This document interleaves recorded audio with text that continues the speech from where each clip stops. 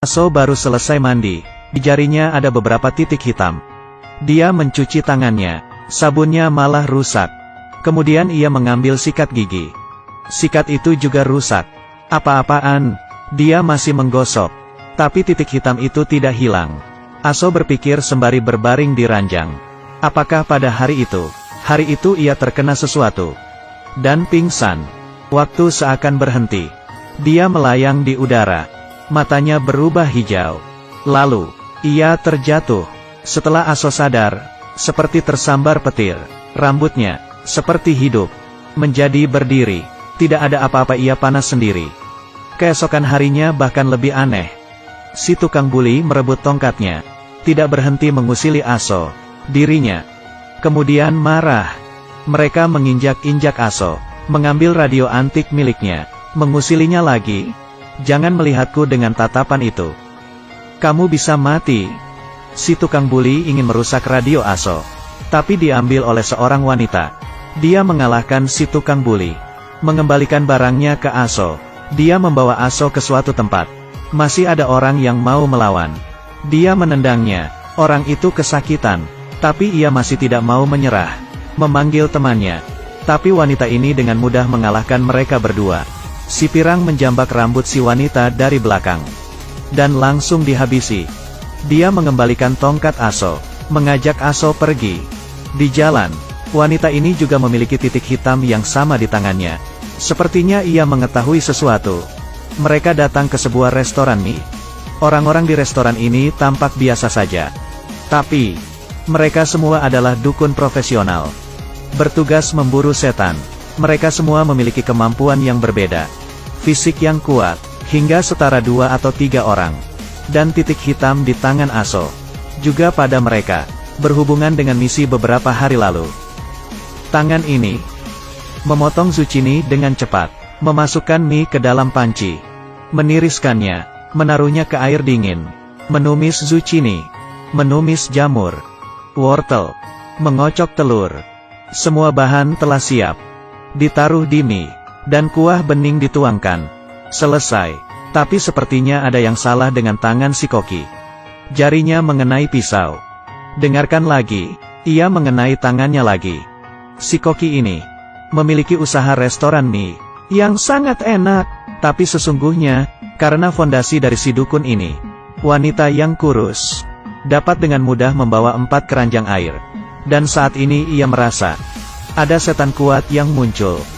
Mereka bertiga mengganti pakaian, tidak peduli soal toko, dan langsung pergi. Mereka menghubungi temannya. Mereka berpencar dan mulai memburu. Tapi setan ini terlalu kuat. Temannya terbunuh. Dan jiwanya masuk ke tubuh Aso. Orang di restoran mie berkata kepada Aso, mereka adalah dukun yang miskin, dan titik hitam itu adalah pintu ke alam baka. Kemudian mereka ingin Aso bergabung. Dia tidak akan melakukan hal semengerikan itu. Dan membuat keputusan. Tapi ketika Aso meninggalkan restoran mie, dia mendapatkan telepon dari Daxiong. Para tukang buli menculik Daxiong. Aso yang pincang mempercepat langkahnya. Saat ia sampai, Daxiong sudah babak belur. Aso memberi usul, biarkan dirinya menggantikan Daxiong. Tapi si tukang buli tidak mau. Mereka ingin si wanita yang menghajar mereka kemarin. Si pirang menamparkan Aso. Kemudian Aso merasa ada kekuatan yang mengaliri tubuhnya. Dalam 3 detik, ia terjatuh. Si pirang marah kepadanya dan memukulinya. Aso muntah darah dan pingsan. Pada saat ini, 3 orang dari restoran mie muncul. Mereka mau membantu Aso. Setiap orang melawan 1 orang. Si paman menghajar seorang. Berhenti di depan mereka. Sekali pukulan, tulang si tukang buli patah. Setelah menghindari dari pukulan, sekali lagi, mematahkan tulang lagi. Dengan pukulan yang bagus, si pirang tidak bisa jatuh. Untuk mengajari mereka. Setelah beberapa saat, Bibi menyembuhkan tulang mereka, dan menghapus ingatan mereka. Aso tersadar. Dia melihat dirinya kembali ke restoran mie. Kakinya yang pincang sudah sembuh. Yang disembuhkan oleh Bibi juga. Aso dapat berjalan dengan normal. Dia lari keluar restoran mie. Semakin cepat dan semakin cepat. lari di trek. Sampai ia menangis bahagia. Melihat mereka sudah menyiapkan mie.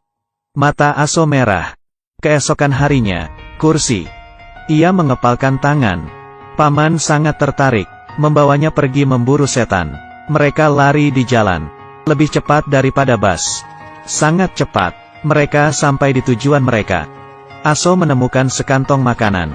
Dan seorang anak kecil. Tidak jauh dari lantai. Ada seorang wanita yang membunuh seorang pria dengan bantal. Aso ketakutan. Aso membuka pagar besi. Kali ini, paman datang. Dia menghentikan si wanita. Aso khawatir dengan si anak yang pingsan. Menolongnya dengan pertolongan pertama. Bibi juga datang. Si anak sudah tertolong. Si pria yang terbaring. Ternyata adalah setan. Ia sering memukuli istrinya. Istrinya yang marah, membalasnya. Setannya takluk. Anak kecil itu juga selamat. Mereka semua memuji Aso. Dan mengeluarkan seragam mereka. Esok harinya. Mereka menunggu di tempat yang sudah dijanjikan. Aso pun datang. Sejauh ini, para tim dukun sudah terbentuk. Selanjutnya, ini adalah drama Korea, Uncanny Encounter. Atau dengan nama lain Restoran Mie Sihir. Diadaptasi dari komik Korea berjudul sama. Ketika tayang perdana tahun lalu. Membuat rating OCN terbaru. Sebuah kuda hitam yang tidak disangka-sangka. Sangat menarik untuk ditonton. Aku merekomendasikan kalian menontonnya.